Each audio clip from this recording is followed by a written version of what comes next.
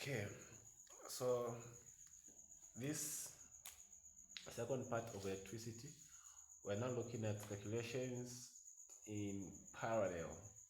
So at this point now, these two diagrams have diagrammed the circuit diagram in A and that one in B. So the difference between these two is that this one is a combination of series and parallel, while the second one is complete in parallel.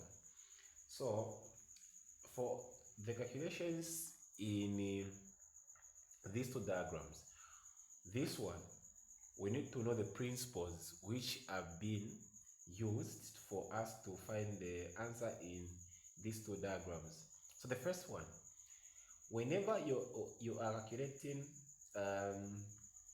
the missing items, either current or voltage or resistance, we need to understand this. I'll start with this one.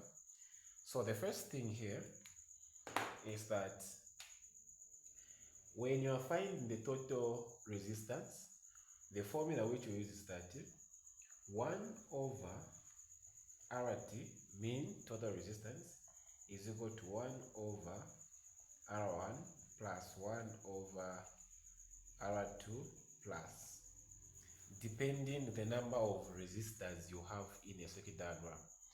So this is the formula which we use whenever you are calculating total resistance in parallel. The second thing, apart from knowing the formula, you need to know this. If this is resistor 2, then this is resistor 1, then this is resistor 3. So the basic component here is that this formula will only be applicable for these two. So this resistor 1 and resistor 2 are the ones that are in parallel, while resistor 3, it is in series. So you can't use this value here and plug it in this formula. Of course, the answer will be wrong. So we only use this formula for these two which are in parallel. Then this one is not in parallel. That's the difference. Then, after you find the value for these two, this is when you can add this part. So what I'm saying is that if I want to find the values here, I'll say 1 over RT is equal to 1 over, then I'll put resistor 1 plus 1 over resistor 2, which is here. Then I'll work out this one by finding the common denominator. Common denominator, if I find that my answer is equal to, let's say, 4 ohms. So this 4 ohms is the answer I've calculated just for these two. Now I need to find the total resistance. So for me to find now the total resistance for all the resistors in the series, I need to add these 3. So now I will say plus R3. Then the answer I'm going to get is the answer for all the resistors connected in a circuit diagram. So this is how we find the total resistance excuse me, in this kind of a diagram. This one, we just had it at last after we work out with these two. So having find this resistance now, you can use the voltage given here to find the total current. So that is the first part, or the first principle. Then in the next part, we need to understand that once you find the current, so the current which is coming now, passing through this ammeter, then the total current of this circuit diagram is the same current passing at this point. Remember, in series, we said current in series is equal at each point. So the total current for this one, for the entire circuit diagram, is the current this resistor 3 is using. So the current at R3 is the same current which is being distributed in the circuit diagram. So this current, when the current reaches at this junction, the current will divide. the other one will move this route, then the other one will move this route. So after moving around, they are going to find themselves on this point. So the current at this junction is equal to the current at this junction. So if this is A, I have 2 amps. Then at Z here, I need to have 2 amps, because the current passing at this junction should be equal to the current passing at this junction. The current going to this direction will depend on the resistance given here. So if the resistance is higher here, the amount of current which will pass here will be lower. Remember that resistance is always inversely proportional to the amount of current passing through that resistor. So the higher the resistance, the lower the current it will receive. But even if it receives low current, this current and this current, when they meet here, they're going to ensure that they have the same total current which was entering. So the total current entering should be equal to the total current leaving the resistance. So this is the principle which we use to find current in the circuit diagram of parallel connected. Now, this connection again, if I want to know the voltage at this point, I need to understand this. Voltage in parallel is always same, but current in parallel is different, provided the resistance are not equal. That point should be known very, very carefully. The voltage in parallel is always same, but current is different, provided that the resistance are not the same. So this is the opposite in series. In series, we said the voltage in series is always different at each point, but current is equal at each point. So if you have understood that, it means that it will be very easy for us to apply the same knowledge to answer this one. Then on diagram B, all the resistors we have here, let's say 1, 2, and resistor 3, all the resistors we have, they are connected in parallel. So for us to find the total resistance, we can just use this formula, where we say R1 plus R2 then plus 1 over R3. So because we have 3 of them, we can use this formula. That is how we calculate total resistance using this formula, because of the connection compared to this one. So having looked at that one, now let's put some figures so that we demonstrate now how we can apply the same knowledge for the calculations.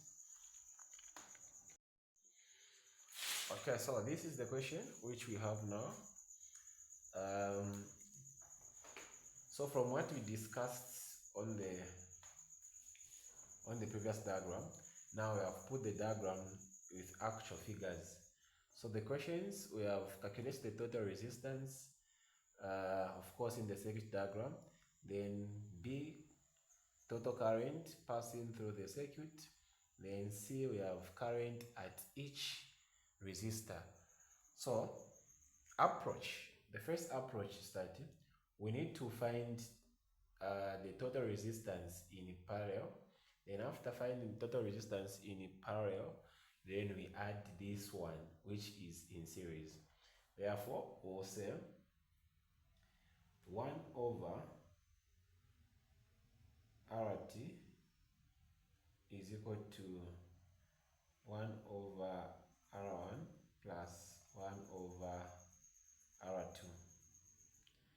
So from here, we'll say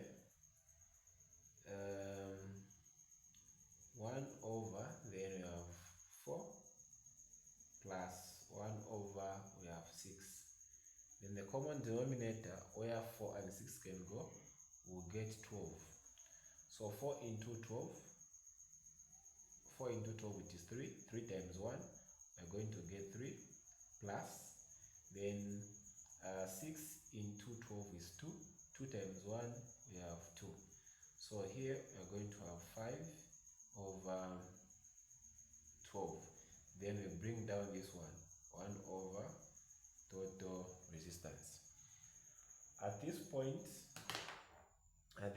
now, we will cross multiply. So we are going to get RT5 is equal to 1 times 12.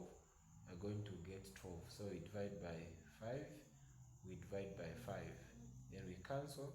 So RT is equal to, so if we say 5 into 12, we are getting something like 2.4. So 2.4 ohms is the resistance in parallel.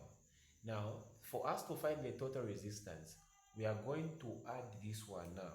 So total, the final one will be, so RT now final will say 3.0 ohms plus now this total, which is 2.4 ohms. So if you add plus 3, you are going to get 5.4. So the answer is 5.4 ohms. So this was the total resistance which was passing through, which was in the circuit diagram. So the first one, we are done. As for the second one, B, current passing through the circuit diagram. So the formula is current is equal to voltage over resistance. So voltage, we have 24 volts over total resistance, we have 5.4 ohms. So if you say 24, we divide by 5.4, we're getting 4.4. So 4.44 amps. So 4.44 amps is the total current passing through the circuit diagram. Apart from this, so B, we are done. So this is B. Now for us to find C, so I'll remove this part now. For us to find C, we are saying current passing at each resistor. So remember what I said. I said the total current passing through the circuit diagram is the same current which is passing at a resistor which is in series. So the total current passing through the diagram, we are saying, is the same current which is passing at a resistor which is in series. So at R1 current, is equal to 4.44 amps. There is no need to calculate. It's just direct like that. Even if you calculate, the answer will be the same. Now let's pay attention here. We can't find current which is passing here and here direct the way we did here. It can't happen like that, because if we add this current and this current, it will not give us the total current when we go direct like that one. So this is where the trick part is, because someone will be very excited to use this resistance and this voltage, then to find the current, this resistance and this voltage to find the current. Now what we need to do is this. We need first to find the voltage which is passing in parallel. Once we find the voltage passing in parallel, it's the same voltage we're going to use to find now the current. If you don't find the current passing here, it means that the answer will be wrong. We can prove that. Now let's go that first. So how do we find the voltage which is passing in parallel? So we do like this. First, we're going to find the voltage which is passing here. Once we know the voltage which is passing here, we are going to subtract down that number from that one. So we'll say voltage is equal to current times resistance. So our current here, we know that the current which is passing here is the same current passing through the entire circuit diagram. So we'll say 4.44 amps times the resistance here of 3.0 ohms. So if you multiply those two values, so we have 4.44, you multiply by 3, 13.32. So our voltage is equivalent to 13.32 volts. So this voltage is the one which is being shared here from the total one, which is 24. Therefore, the voltage which is passing in parallel, we'll find it like this. Voltage in parallel is equal to 24 minus 13.32 volts. So these are volts. Okay, so our answer minus 24, we are going to get 10.68 volts. So this 10.68 volts is the one which is passing now here. So the voltage now here, we are saying that it is 10.68 volts. So this voltage is the one I'm going to use to find the current passing here and the current passing on that one. So now, let's move on. So current, we have 2 there. So current 2 is equal to voltage over resistance. So our voltage is 10.68 volts over the resistance there, we have 4. So our answer, we divide by 4, we're going to get 2.67 amps. That is our current 2. Then current 3 here. So current 3 is equal to same things, voltage over resistance. Don't forget the principles we said. One of the principles here is that the current passing, the voltage in parallel is same, but the current will differ when the resistance are not same. So the same 10.68 volts over resistance here, we have 6.0 ohms. Okay, so 10.68 we divide by 6, we are getting 1.78 amps. So this and this, remember that current one was 4.44 amps, because this is the current which is passing through the entire circuit diagram. So if you add this one and this one, you need to get this total current. Once you add this one and this one, you're not getting this one, it means your answer is wrong. No wonder at first in my preamble I said the current at this junction should be equal to the current at this junction. Then the higher the resistance, the lower the current. So you can see that 6 is producing 1.78 amps, while 4 is holding 2.67. So the lower the resistance, the higher the current, and the higher the resistance, the lower the current. So this is how we do calculations based in parallel series connections. So thank you for watching. The next thing we'll look at effective resistance. Maybe before I make a video on effective resistance on its own, let me just quickly look at effective resistance here. So effective resistance, if I'm calculating effective resistance, I need to understand that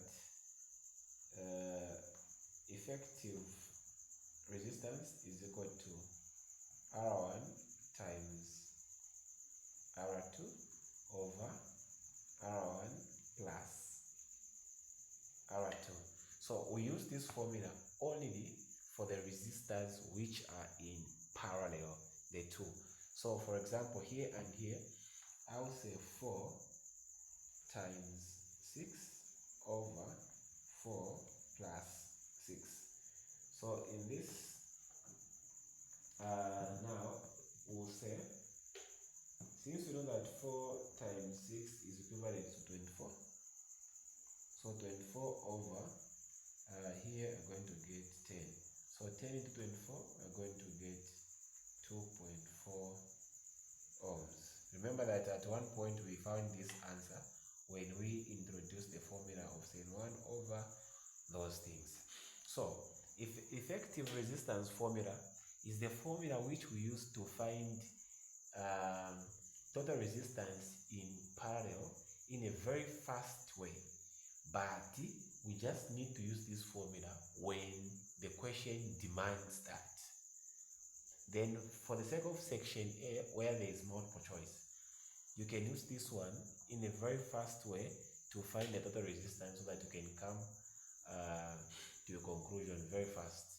But don't apply it when the question is not demanding it. So when the question is not demanding it, like in the first one, total resistance, you just need to introduce 1 over RT is equal to 1 over R1 plus 1 over R2. So this is the right formula for that question. Then this is the right formula when they ask you to find the effective resistance. So basically, this is how we calculate resistance, current, and current at each resistor in both series and parallel. So next time we'll look at the relationship of resistance and its factors. So thank you for watching. We'll meet in the other video.